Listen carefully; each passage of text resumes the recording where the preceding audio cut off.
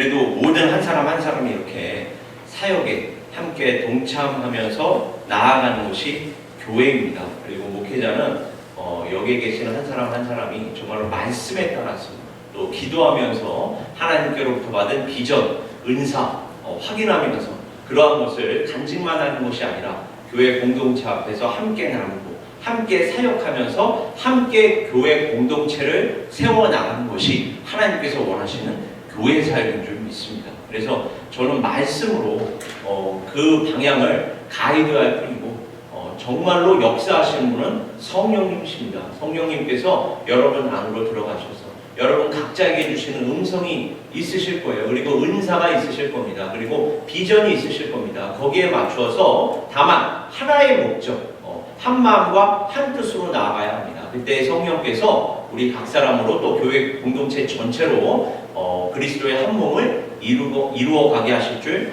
믿습니다. 그러한 공동체를 저희가 함께 이루어 나가려고 합니다. 그래서 표어도 그리스도 안에 함께라는 말을 제가 거기에 이렇게 삽입을 했는데 사실은 삽입을 한 게 아니라 그 전후 문맥을 보면 너희가 라는 말을 하거든요. 플러럴 폼으로 되어 있습니다. 너가가 아니라 너희가 플러럴 폼, 복수형으로 되어 있거든요. 그러니까 너희가 그리스도 안에 뿌리박고, 그 얘기는 함께 뿌리박으라는 얘기죠. 복수형으로 기록이 되어 있으니까 개인적으로 뿌리박는 것이 아니라 공동체가 함께 뿌리를 먼저 박아야 하고 뿌리를 먼저 내려야 하고 그리고 그 뿌리를 내린 곳에서 이제 함께 성장을 해 나가야 합니다. 그게 바로 말씀이 우리에게 가르쳐 주시는 교회 사역의 방향입니다. 그리고 특히 전 세계 교회가 지금은 다 마찬가지지만 유럽 교회는 이미 다 무너져 내렸고 이제 미국 교회와 한국 교회가 세계 선교를 감당하는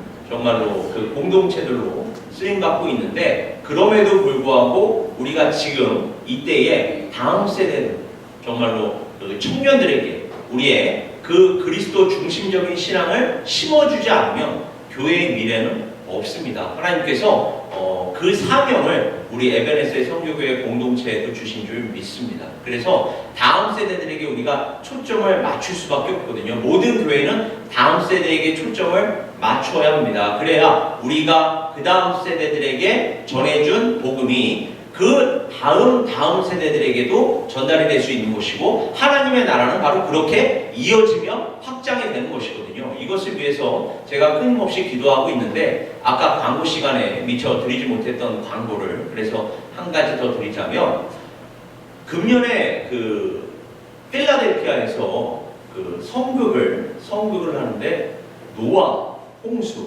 노아의 방주를 다루더라고요. 이 노아의 홍수, 노아의 방주가 특히 이 어린아이들에서부터 장년층에 이르기까지, 노년층에 이르기까지 정말 큰 임팩트를 주는 그 이벤트이자 또 성경적인 의미를 우리에게 보여주고 있거든요. 그래서 제가 부활절이 끝나고 한 5월이나 6월쯤으로 주일학교 자녀들이 있는 그렇다면 모든 사람들을 제가 다 대상으로 삼을 수 없고 대상으로 삼으려면 그 꼬치버스 하나 불러야 하거든요. 그래서 이제 그 정도로 우리가 갈 수는 없고 다음 세대들 우리 특히 교육부 지금 자녀들과 연관되어 있는 자녀들과 가정을 묶어서 제가 지금 신청을 받아서 함께 인도에서 간 다음에 또 오려고 합니다. 갔다 오려고 합니다. 그래서 그 신청을 이제부터 받아야 하는데 왜냐하면 그 자리가 제한되어 있기 때문에 미리 몇 달 전에 신청을 하지 않으면 갈 수가 없거든요. 그래서 제가 저와 그리고 지금 함께 가겠다라고 하는 몇 그 가정을 중심으로 해서 또 이제 추가가 되고 그렇게 한번 토요일 새벽 기도가 끝나고 갔다가 돌아오는 일정으로 한번 다음 세대 자녀들을 모시고 다음 세대 자녀들을 모시고 갔다가 모시고 돌아오는 쪽으로 지금 제가 생각하고 준비하고 있습니다. 이 노아의 홍수가 노아의 홍수로 끝나는 게 아니라 노아의 홍수가 무엇과 연결이 된다고 그랬죠? 그 노아조차도 예수 그리스도의 그림자. 왜요? 상대적 의인이었기 때문에 절대적 의인을 그림자로서 보여주고 있고, 특별히 이 방주 같은 경우에는 방주 안에 있으면 살고 방주 밖에 있으면 죽는다라고 말씀드리지 않았습니까? 따라서 이 방주가 가리키는 건 예수 그리스도를 의미합니다. 그래서 모든 성경이, 특히 이 구약 성경은 예수 그리스도의 그림자로 제시가 되고 있다. 그리고 예수 그리스도께서는 이 모든 그림자들의 실체로서 오셔서 하나님께서 우리에게 주시려고 하는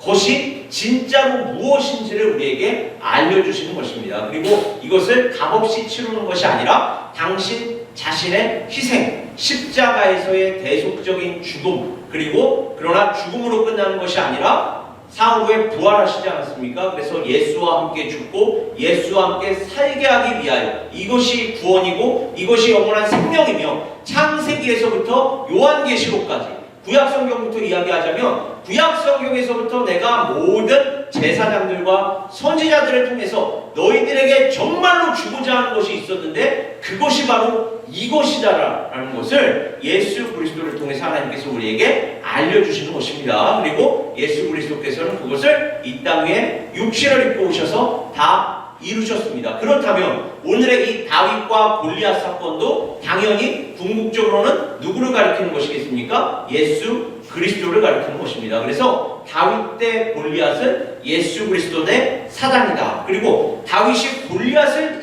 이긴 것과 같이 예수 그리스도께서도 사단을 이기셨다라는 것이 바로 이 본문 말씀의 핵심입니다. 그리고 이것을 어떻게 본문이 또 구체적으로 제시하고 있는지가 오늘 제가 준비한 설교 말씀의 요점입니다.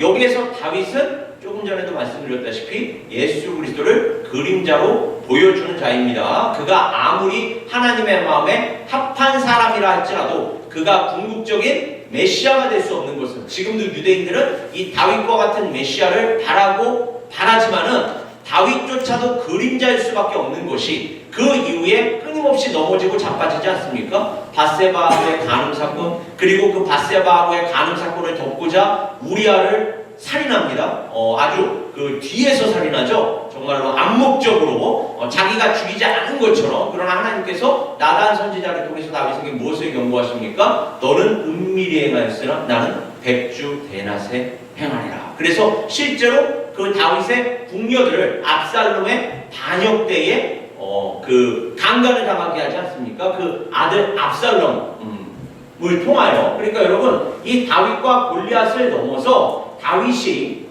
예수 그리스도의 그림자일 수밖에 없다라는 거, 이런 다윗조차도, 하나님의 마음에 합한 사람이었던 다윗조차도 결국은 넘어지고 자빠질 수밖에 없는, 하나님의 은혜가 필요한, 하나님의 구원이 필요한 죄인이었다라는 것을 성경은 우리에게 끊임없이 폭로해주고 있습니다. 어디 그뿐입니까? 나중에는 그 군대를 계수하게 되죠. 하나님께서 다윗과 함께 하시니 다윗이 어디를 가든지 다 이기게 하셨더라. 그러면 하나님께로부터 그 모든 원동력이 나왔다라는 것을 끝까지 인정하고 나아가야 했는데, 야, 이 군대가 나의 군대 아니냐라고 이렇게 교만에 휩싸인, 그것이 발현이 되었던 것이 바로 군대 개수 사건이었거든요. 그러니까 하나님께서는 끊임없이 다윗조차도 하나님의 은혜가 필요한, 하나님께 구원을 받아야 하는 존재라는 것을 우리에게 알려주고 있는 것입니다. 그리고 나중에 기회가 되면 또 말씀을 드리겠지만, 이 다윗과 밧세바의 사건은, 또 다윗이 그 우리아를 죽인 사건은 나중에 압살롬 사건하고도 연결이 다 됩니다. 그리고 이 모든 것들을 전체로 봐야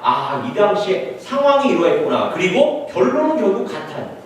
그래서 다윗조차도 예수 그리스도가 필요한 것이었구나. 우리에게도 오늘날 예수 그리스도가 필요하구나. 예수 그리스도가 없으면 우리는 죽을 수밖에 없구나로 결론이 날 수밖에 없는 것입니다. 특별히 오늘 본문 말씀에서 주목해야 할 물건일까요? 아니면 핵심어에 해당하는 것이 바로 물맷돌입니다. 물맷돌. 여러분, 각 문명마다 돌이라는 것을 굉장히 신성시 여기는 것 같지 않으세요? 돌이라는 걸 굉장히 신성시 여깁니다. 돌이 과연 무엇인데 그렇게 신성시 여길까요?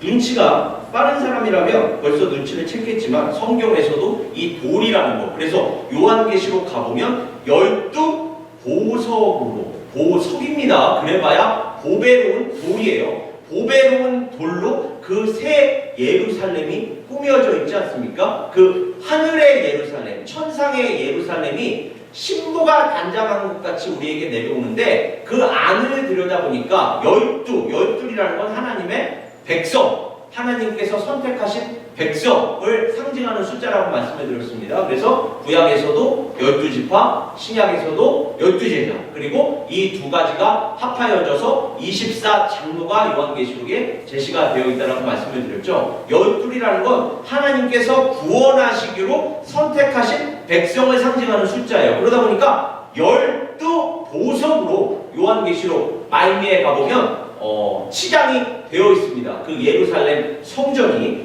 보석으로 되어 있단 말이에요. 예수 그리스도와 같이 된 존재들이라는 거. 여기서 돌이라는 것도 결국 누구를 이야기하는 것이겠습니까? 예수 그리스도. 그래서 버림받은 돌이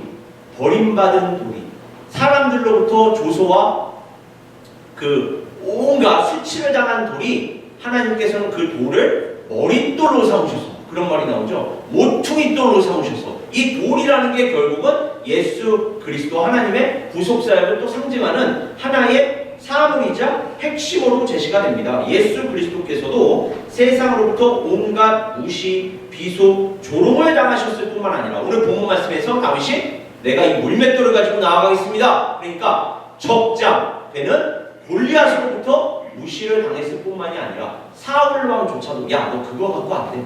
내 무기 가지고 나가. 제가 지난주에도 말씀드렸던 내 무기 가지고 나가. 내가 입고 있는 이 군복 입고 나가. 이렇게 세상의 무기, 세상의 수단들을 다윗에게 주려고 한단 말이죠. 여기에서조차도 그 골맷돌은 무시와 조소와 또 조롱을 당하게 됩니다. 예수 그리스도께서 바로 이 땅에서 그와 같은 취급을 당하신다. 그리고 당하셨다라는 것을 우리에게 보여주고 있는 것입니다. 심지어 예수 그리스도께서는 그 육적인 부모 또 형제 자매들로부터도 인정과 존경을 받지 못하셨습니다. 주님께서는 그와 같이 십자가에 달려 돌아가셨지만 사흘 만에 부활하심으로써 당신을 무시했었고 조롱했었던 세상의 사망과 저주를 정복하셨습니다. 마치 누구와 같이요? 오늘 본문 말씀에 다윗이 그 물맷돌이 끝까지 자기의 그 민족의 왕이었던 사울 왕에게조차 무시와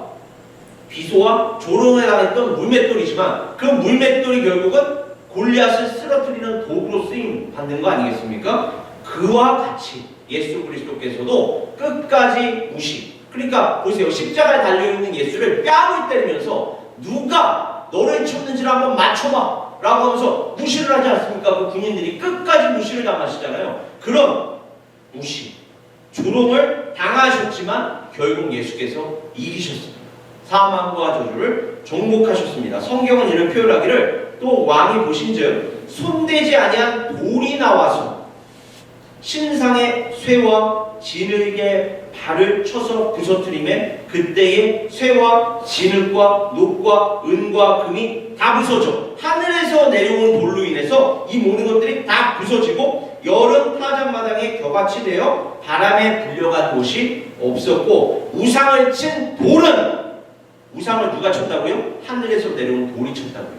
우상을 친 돌은 태산을 이루어 온 세계에 가득하였나이다. 이게 바로 다니엘서 2장에 기록되어 있는 예언이었습니다. 손대지 아니한 돌이 산에서 나와서 이제는 산에서 나왔대요. 그 산이란 시온산을 얘기하는 거죠. 하나님께서 계시는 그곳 하늘에서 역시나 내려온 돌이라는 걸 얘기해요. 돌이 산에서 나와서 쇠와 녹과 진흙과 은과 금을 부서뜨린 것을 왕께서 보신 것은 크신 하나님이 장래일을 왕께 알게 하신 것이라. 실제로 이 느부갓네살 왕의 꿈을 꾼 대로 다 이루어지지 않았습니까? 예수께서 다 이기셨잖아요. 내가 다 이루었다.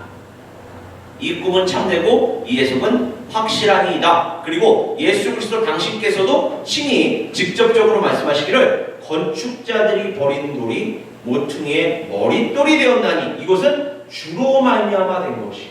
하나님께서 다 계획하셨던 것이라는 거예요. 하나님이 계획하신 대로 다 이루실 거라는 얘기입니다. 그리고 실제로 예수 그리스도께서 다 이루셨습니다. 우리 눈에 기이하도다. 무릇 이 돌 위에 떨어지는 자는 깨어지겠고 다 깨어지는 곳입니다. 심판당할 수밖에 없다는 얘기예요. 이 돌이 사람 위에 떨어지면 그를 가루로 만들어 드립니다. 이게 누가복음 20장 18절 말씀입니다. 건축자들이 버린 모퉁이돌이 머릿돌이 되고, 이게 영어로는 코너스톤이라고도 얘기하고 캡스톤이라고도 이야기합니다. 이 머릿돌이, 그 돌이 사람 위에 떨어져 그를 가루로 만들어 흩었듯이, 자, 이 사건을, 예수 그리스도의 이 십자가 사건을 지금 다윗과 골리앗 사건이 그림자로 보여주는 것입니다. 다윗과 그의 물맷돌이 세상 사람들과 대적들로부터, 심지어 아문으로부터, 이스라엘 민족 사울 왕뿐만이 아니라 심지어 친형이 와서, 친형 엘리압이 와서 내가 너의 공헌을 한다 라고 하면서 사기를 올려 죽이는커녕 사기를 떨어뜨려 버립니다. 엘리압으로부터도 무시와 조롱을 당했지만 다윗과 물맷돌이 골리앗으로 대변되는 사단, 세상, 사망과 저주를 물리쳤으니 이것이 바로 예수 그리스도를 예표로 보여준다는 것입니다. 그러므로 우리는 세상을 이기고 사망과 저주를 정복하신 예수 그리스도를 의지하여 다음과 같이 담대하게 선포할 수가 있습니다. 내가 그들을 수월의 권세에서 속량하며 사망에서 구속하리니, 사망아 내 재앙이 어디 있느냐, 수월아 내 멸망이 어디 있느냐, 뉘우침이 내 눈앞에서 숨으리라. 사망아 너의 승리가 어디 있느냐, 사망아 내가 쏘는 것이 어디 있느냐, 사망이 쏘는 것은 죄요 죄의 권능은 율법이라. 우리 주 예수 그리스도로 말미암아 우리에게 승리를 주시는 하나님께 감사하노니. 마치 지금 다윗이 골리앗 앞에서 나는 만군의 여호와의 이름으로 내게 나아가노라와 어조가 비슷하지 않습니까? 이게 바로 다윗과 골리앗을 예수 그리스도로 연결시켜주는 어조이자 대목입니다. 이뿐만이 아닙니다. 따라서 그런즉 이 일에 대하여 우리가 무슨 말하리요? 만일 하나님이 우리를 위하시면 누가 우리를 대적하리요? 자기 아들을 아끼지 아니하시고 우리 모든 사람을 위하여 내주시니가 어찌 그 아들과 함께 모든 것을 우리에게 주시지 아니하겠느냐? 누가 능히 하나님께서 택하신 자들을 고발하리요? 의롭다 하신 이는 하나님이시다. 누가 정죄하리요? 죽으실 뿐만 아니라 다시 살아나신 이는 그리스도 예수시다. 그는 하나님 우편에 계신 자요 우리를 위하여 간구하시는 자신이다. 제가 이 부분 때문에 지난주 마지막에 누군가 널 위하여 기도한다는 것을 여러분에게 불러드렸던 것입니다. 누구를 위하여, 정말로 누가 누구를 위하여 기도하고 있는 것입니까? 예수 그리스도께서 지금도 하나님 보좌 우편에서 우리를 위하여, 나를 위하여 기도하고 계신다는 것을 기억하시기 바랍니다. 하나님께서 항상 함께 하십니다. 그 예수께서 우리와 항상 함께 하십니다. 그러니까 그 예수 그리스도의 성육신을 뭐라고 표현하는 거예요? 임마누엘. 하나님께서 우리와 저희와 너희와 항상 함께 계시다 합니다. 지금도 그 예수께서 성령을 통하여 우리와 항상 함께 계시고 기도해 주시는 줄 믿습니다. 이것을 안다면 우리는 결코 우울증, 무슨 불안, 수많은 부정적인 감정을 극복할 수가 있습니다. 왜요? 예수 그리스도께서 우리와 항상 함께 하실 뿐만 아니라 우리를 위하여 기도해 주신다는 것을 믿기 때문에 그렇습니다. 누가 우리를 위하여 이 그리스도의 사랑에서 끊으리요? 환난이나, 조금 전에도 말씀드렸죠? 어떠한 어려운 일이 발생하더라도 공고나 박해나 기근이나 적신이나 위험이나 칼이 기록된 바 우리가 종일 주를 위하여 죽임을 당하게 됩니다. 죽임을 당할지라도 지금 예수 그리스도로 인하여 확신을, 기쁨을, 감사를 할 수 있다는 거 아니겠습니까? 도살당할 양같이 여김을 받았나이다 함과 같으니라. 그러나 이 모든 일에 우리를 사랑하시는 이로 말미암아 우리가 넉넉히 이깁니다. 그냥 이기는 것도 아니라 넉넉히 이깁니다. 여러분 이 사실을 믿습니까? 그렇다면 믿는 대로 우리가 말을 해야 하고 믿는 대로 행동해야 하고 우리의 삶과 인격 속에서 이러한 열매가 나타나야 할 줄 믿습니다. 우리가 넉넉히 이기는 것입니다. 내가 확신하노니 사망이나 생명이나 천사들이나 권세자들이나 현재일이나 장래일이나 능력이나 높음이나 깊음이나 다른 어떤 피조물이라도 우리를 우리 주 그리스도 예수 안에 있는 하나님의 사랑에서 끊을 수 없습니다. 하나님의 사랑이 이기신다는 것입니다. 다시 다윗의 이야기로 돌아가서 이야기를 이어가며 마치자면 하나님을 왕으로 삼은, 그래서 자신들을 왕으로 삼은 사람들 앞에서 보란듯이 골리앗으로 대변되는 사망과 저주를 물리친 그 다윗을 하나님께서는 이스라엘의 왕으로 세우시고 그를 통하여 진정한 왕은 당신이다. 다윗을 통하여 다스리는 나다. 라는 것을 하나님께서는 알려주시거든요. 그래서 내가 통치하는 것이다. 다윗과 골리앗의 전투 장면을 통해서도 하나님께서는 역시 당신 자신을 계시하시는데 만왕의 왕이시요 만주해 주시며 사망과 저주에서 우리를 구원하실 당신 자신을 계시하십니다. 본장 58절을 보시면 사울이 그에게 묻되 소년이요 누구의 아들이냐 하니 다윗이 대답하되 나는 주의 종 베들레헴 사람 이새의 아들이니이다 하니라. 이것도 참 어처구니가 없지 않습니까? 이 전 사건을 보면 사울이 악귀에게 시달릴 때 다윗이 수금을 타서 해소를 해주거든요. 바로 옆에서. 근데 그 다윗의 지금 출신조차도 아직까지 구체적으로 모르고 있었다. 얼마나 무심한 왕이었는지를 이 대목이 또 보여주고 있는 거 아닙니까? 당신 옆에서 바로 옆에서 악기를 연주하는 자인데 그의 출신조차도 아직까지 모르고 있었다. 심지어 여기에 베들레헴 사람이라는 수식어가 추가되어 기록이 되어 있습니다. 이것은 베들레헴에서 다윗의 후손으로 탄생하신 누구를 가리킬까요? 예수 그리스도를 또 한 번 우리에게 알려주고 있습니다. 사단과 싸워 마침내 승리하신 그 예수 그리스도. 그리고 그 이후에도 하나님께서는 심지어 그 골리앗의 칼, 즉 그 칼이 위기에 빠져 도피했던, 그래서 아무 무기도 가지지 않았던 다윗에게 돌려주실 때 골리앗으로 대변되는 사망과 저주로부터 역시나 당신의 긍휼만이 답이다. 당신의 은혜만이 답이다. 그것으로서 우리는 구원받는 것이다. 라는 것을 다시 한번 리마인드 시켜주고 있습니다. 이 다윗은 끝까지 하나님 앞에서 자신을 드러내지 않고 하나님을 드러냅니다. 하나님께 영광을 올려드립니다. 그 승리를 하나님께 돌렸다는 거예요. 그 전후 과정 속에서도. 그래서 그 전에도 뭐라고 이야기했다 그랬죠? 주의 종이 아버지의 양을 지킬 때에 사자나 곰이 와서, 여러분 상상만 해도 끔찍하지 않습니까? 여러분이 목동이라고 한번 생각해 보세요. 여러분 양을 치는데 실제로 사자가 와서 그 양 한 마리를 물어가려고 한다. 곰이 와서 그 양 한 마리를 뺏어가려고 한다. 그때 여러분 어찌하겠습니까? 사자가 왔다니까요. 지금 곰이 왔다니까요. 아니 지금처럼 총이 있는 것도 아니고 그냥 물맷돌로 그 사자와 곰을 쫓아냈대요. 그걸 이렇게 표현한다니까요. 사자나 곰이 와서 양떼에서 새끼를 물어가면 내가 따라가서, 심지어 따라갔대요. 도망친 게 아니라 따라가서 그것을 치고 그 입에서 새끼를 건져내었고 그것이 일어나 나를 해하고자 하면 내가 그 수염을 잡고 그것을 쳐 죽였나이다. 주의 종이 사자와 곰도 쳤은즉 살아계시는 하나님의 군대를 모욕한 이 할례받지 않은 블레셋 사람이니까 그가 그 짐승의 하나와 같이 되리이다. 또 다윗이 이르되 여호와께서 나를 사자의 발톱과 곰의 발톱에서 건져내셨은즉 나를 이 블레셋 사람의 손에서도 건져내시리이다. 여기서 또 한 번 중요하게 우리가 받아들여야 할 게 무엇입니까? 하나님과 우리와의 인격적인 관계, 간증입니다. 여러분 간증이 있는 사람이 되죠. 우리가 위기에 봉착했을 때 그때도 하나님께서 나와 함께 하셨지. 그때도 나와 함께 하신 이 하나님께서 이 위기도 극복하게 하십니다. 더 큰 위기가 닥쳤지만 그때도 불가능을 가능케 하셨는데 왜 이 일도 하나님께서 극복하게 하지 못하시겠어? 하나님께서 사자와 곰의 발톱에서도 나를 건져내셨은즉 이 골리앗에게서도 나를 건져내실 줄 믿습니다.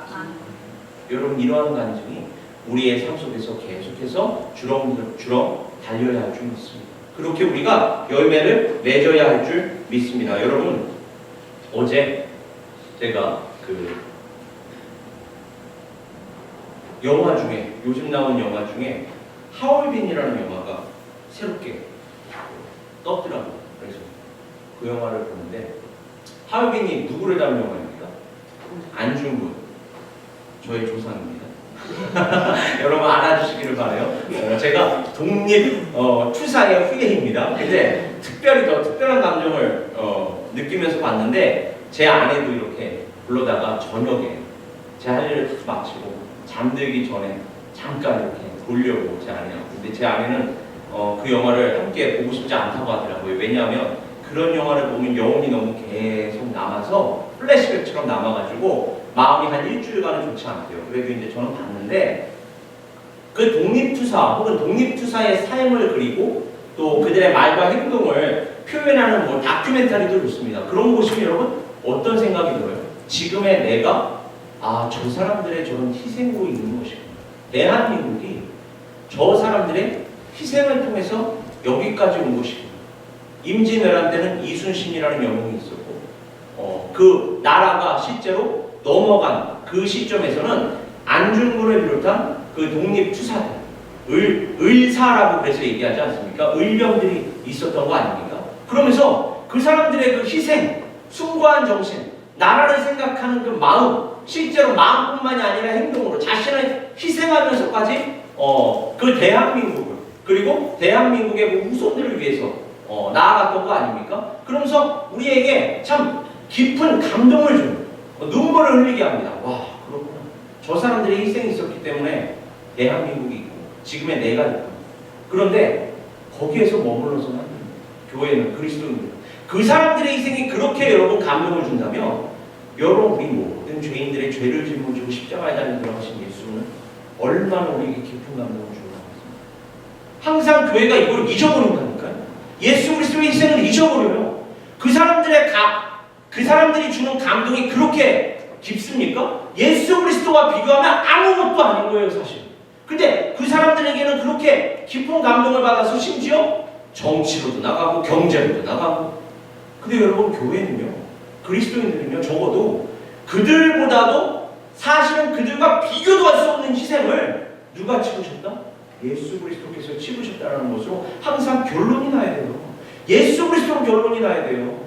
정치의 목숨을 걸고 경제의 목숨을 걸고 나라의 목숨을 걸 게 아니라 예수 그리스도에게 목숨을 걸어야 한다니까요. 교회는, 그리스도인들은 교회의 목숨을 걸어야 하고 하나님의 나라와 영광을 위하여 우리가 우리의 삶과 모든 것을 다 바쳐야 할 줄 믿습니다. 그 길을 누가 보여주신 거예요? 예수께서 보여주셨습니다. 그리고 세상 사람들은요, 그것으로 끝입니다. 죽는 것으로 끝이에요.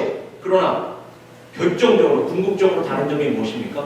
예수 그리스도께서는 죽음으로 끝나지 않으셨습니다.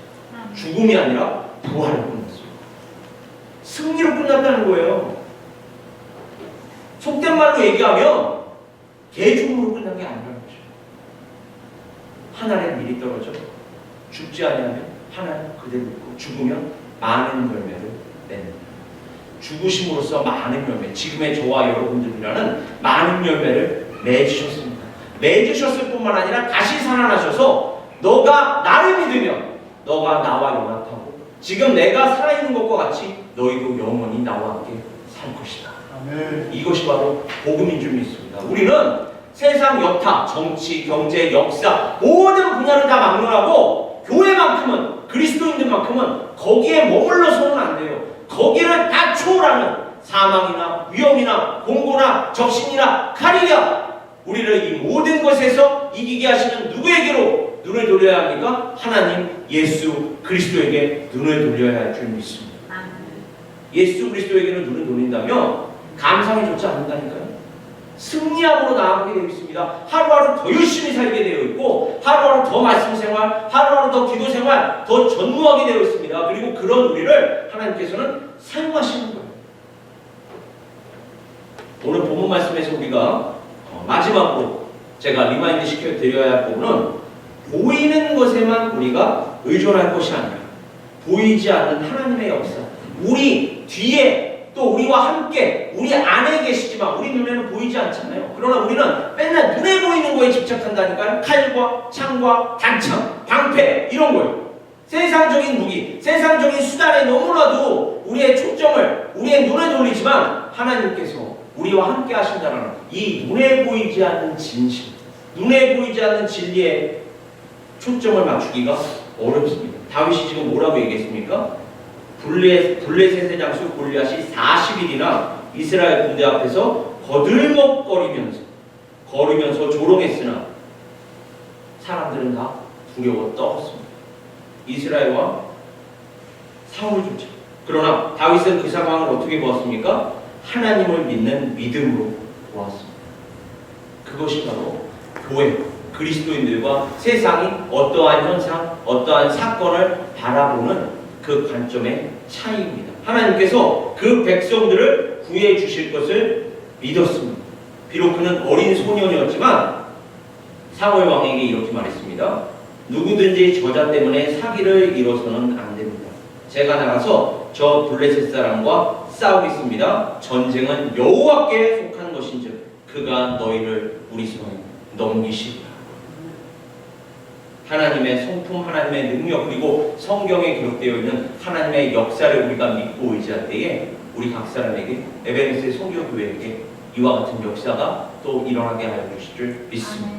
하나님께서 역사하실 거예요. 그 하나님을 믿으면서 더욱더 말씀, 기도 붙잡고 성령으로 충만하여 하루하루 또 이 맡겨진 교회 사역 늘 승리하시는 우리 각 사람 에베네스의 선교교회 될 수 있기를 이 시간 다시 한번 주님의 이름으로 축원합니다. 그 시간 함께 기도하겠습니다. 아버지 하나님, 오늘 다윗과 골리앗의 전투를 통하여 예수 그리스도와 사단을 다시 한번 확인하게 하여 주시고 또 예수 그리스도 안에 있는 우리의 영적 전쟁, 또 우리에게 맡겨진 사역 다시 한번 확인하게 하여 주시니 감사드립니다. 아버지 하나님, 우리가 하나님을 의지할 때에 다윗과 같이 예수 그리스도와 같이 하나님께서 이기게 하시는, 하나님께로부터 그렇게 쓰임받는 도구가 될 줄 믿습니다. 아버지 하나님, 우리에게 필요한 믿음, 우리에게 필요한 능력, 그리고 우리에게 필요한 모든 것 공급하여 주셔서 하나님께서 맡겨주신 이 사역 넉넉히 감당하며 승리할 수 있도록 항상 함께하여 주시옵소서. 우리 에베네스의 선교교회 공동체가 바로 그와 같은 공동체로 이 시대에 쓰임받게 하여 주실 줄 믿습니다. 하나님만을 바라보며 하나님만을 의지하오니 아버지 하나님 저희를 붙드시고 붙잡아 주시옵소서. 이 모든 말씀 우리 주 예수 그리스도의 이름으로 기도드립니다. 아멘.